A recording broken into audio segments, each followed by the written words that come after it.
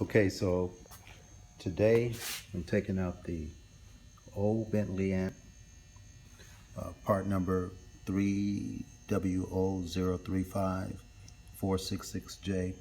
It's a PA3. Bentley has went through numerous modifications with the amp. This is the old one. I guess it had a heat sink problem, getting hot and no longer working.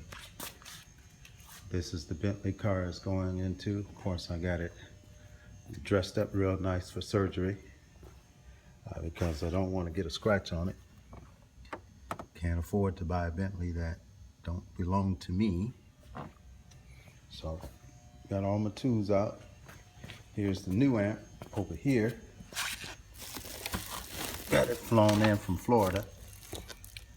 It's part number 4WO035466B. I see the modifications. Has a fan on the bottom now, I guess to keep the amp cool. The Molex plug inputs are now black.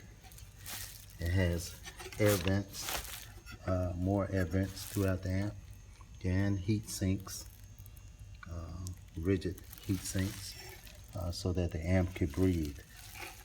So I'll get back with you once I install the amp.